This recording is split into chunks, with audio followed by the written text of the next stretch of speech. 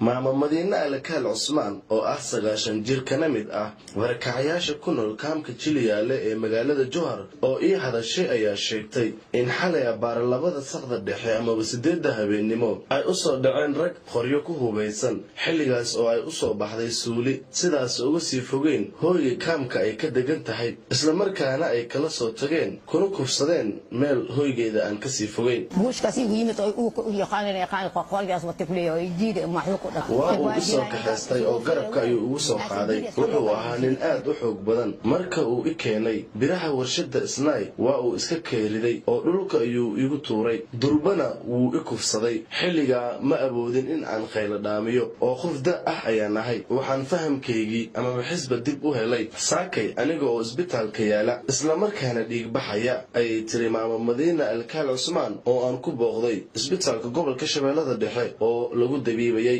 aniga nin qoray wata ay qabtay way jiido hay hada u jiiday ruga u si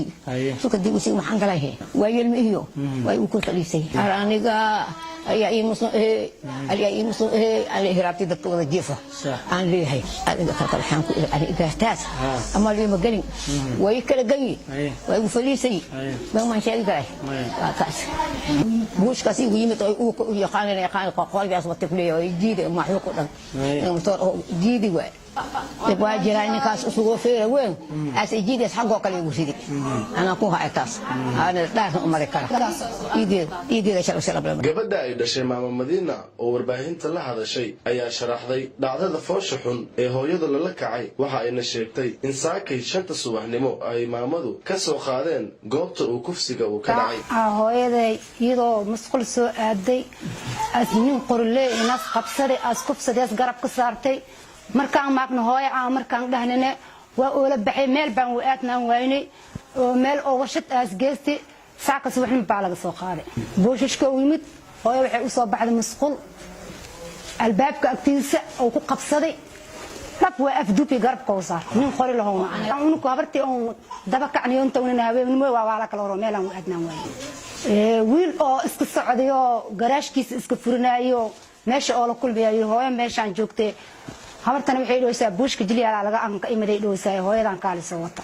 saas baan ku soo wadana